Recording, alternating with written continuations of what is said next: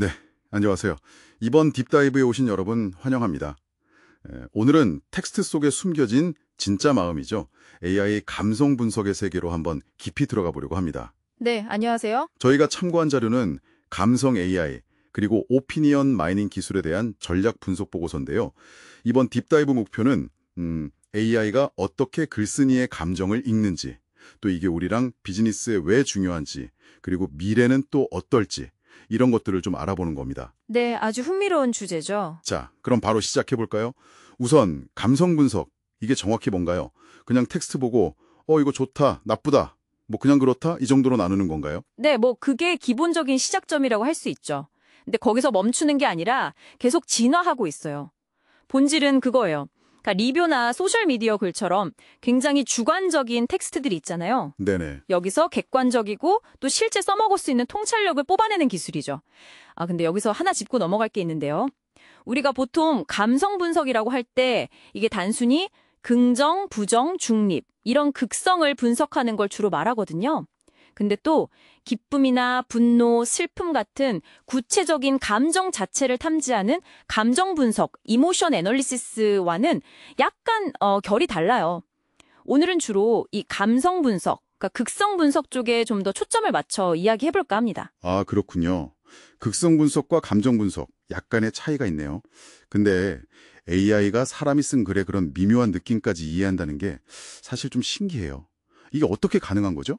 네, 맞습니다. NLP가 완전 핵심이죠. 컴퓨터가 사람 언어를 이해하게 만드는 과정인데요. 여러 단계가 있어요. 예를 들면 토큰화라고 해서 문장을 단어 같은 작은 단위로 쪼개고요. 네, 쪼개고. 그리고 표제어 추출. 이건 웃었다, 웃으며 이런 걸 전비, 웃다라는 기본 형태로 만드는 거예요. 그래야 분석이 쉬워지니까요. 아하. 그리고 불용어 제거라고 은는, 을를처럼 자주 나오지만 분성에는 별 의미 없는 단어들을 걸러내는 거죠. 이렇게 좀 정제된 데이터를 가지고 AI가 알아들을 수 있는 숫자 형태, 그러니까 벡터로 변환을 시킵니다. 벡터로 변환한다. 아, 네. 들어본 것 같아요. 그럼 이 분석하는 방식도 한 가지만 있는 건 아니겠네요. 그렇죠. 여러 가지가 있습니다. 보고서에도 나오지만 크게 보면 규칙 기반, 머신러닝, 그리고 이 둘을 섞은 하이브리드 방식이 있고요. 네. 규칙 기반은 말 그대로 사전에 단어 점수를 다 매겨놓고 규칙에 따라 판단하는 거예요. 빨라요. 근데 문제는 신조어라든지 문맥 파악에는 좀 약하죠. 아, 예를 들어 이거 완전 대박인데? 이런 거요? 그렇죠. 그런 건 사전에 없으면 놓치기 쉽죠. 반면에 머신러닝은 데이터를 막 학습시켜서 패턴을 찾게 하는 건데 정확도는 훨씬 높아요. 근데 이제 데이터가 엄청 많이 필요하고 또 왜 그런 판단을 했는지 설명하기 어려운 소위 블랙박스 문제가 있을 수 있죠. 블랙박스. 네. 그래서 요즘은 GPT 같은 대규모 언어 모델 LLM이 정말 판도를 바꾸고 있어요. 아, LLM이요? 네, 얘네들은 문맥을 훨씬 잘 이해하거든요. 어텐션 메커니즘 같은 기술 덕분인데 그래서 예전 모델들이 어려워했던 비꼬는 표현이나 심지어 오타 같은 것도 어느 정도 파악을 해요. 잠깐만요. 비꼬는 표현까지요. 예를 들어서 와, 서비스 정말 끝내주네요. 긴급 문의 메일 보냈는데 답장 오는데 딱 3주 걸렸어요. 이런 건 말인가요? 네, 그런 거예요. LLM이 점점 나아지고는 있지만 여전히 쉽지는 않습니다. 그게 사실 AI한테는 엄청 어려운 문제거든요. 그럼 반어법, 이중 부정 표현 있잖아요. 나쁘지 않다고는 말 못해. 이런 애매한 거. 네, 어렵네요. 그리고 특정 분야 용어도 문제죠.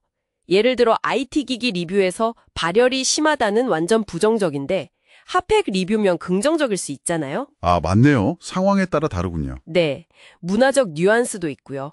그래서 보고서에서도 지적하듯이 아직 완벽한 자동화는 좀 어렵고 AI가 1차 분석을 하고 사람은 중요한 부분을 검토하는 그런 인간 참여형 휴먼 인 더 룹 접근이 최선일 때가 많습니다. 그렇군요.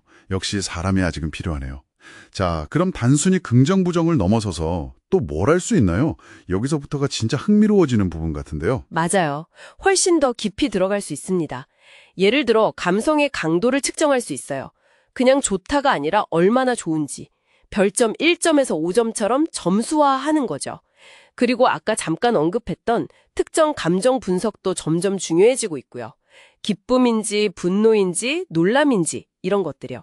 근데 비즈니스 관점에서 정말 중요한 건 속성 기반 감성 분석 ABSA라고 부르는 겁니다. ABSA요.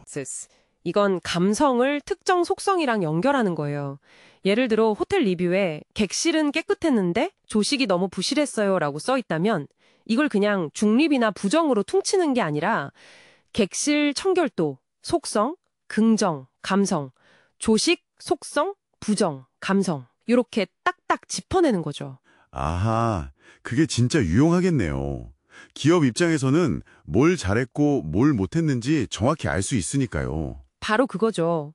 막연한 만족도 점수 대신에 조식 메뉴를 개선해야 한다는 아주 구체적인 실행 계획을 세울 수 있게 되는 거예요. 와, 이건 정말 강력한데요?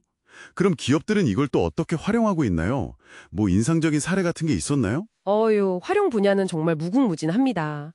기본적으로 고객의 소리, 보이시 분석에 가장 많이 쓰이고요. 우리 제품이나 서비스에 대해 사람들이 뭐라고 하는지 실시간으로 보는 거죠. 네, 그렇죠. 브랜드 평가 관리에도 중요하고요.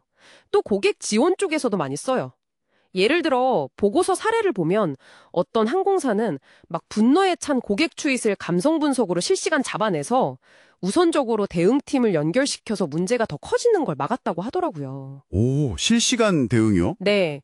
또 다른 금융회사는 대출 신청서 같은 텍스트에서 어떤 미묘한 언어적 신호, 불안감 같은 걸 감지해서 잠재적인 부실 위험을 미리 예측하려는 시도도 하고 있다고 하고요. 와, 대단하네요. 제품 개발할 때 피드백 반영하는 거, 시장 트렌드 조사하는 거, 심지어 PR 위기 터지기 전에 조기 감지하는 것까지 정말 비즈니스의 어떤 감성 레이더 역할을 톡톡히 하고 있는 거죠. 정말 안 쓰이는 곳이 없네요. 자, 지금까지 텍스트 분석의 현재와 과제 같은 걸 짚어봤는데요. 보고서 뒷부분에는 이 기술의 미래, 특히 감성 AI로 확장되는 모습에 대한 이야기가 나오더라고요. 이건 또 뭔가요? 텍스트 분석이랑 다른 건가요?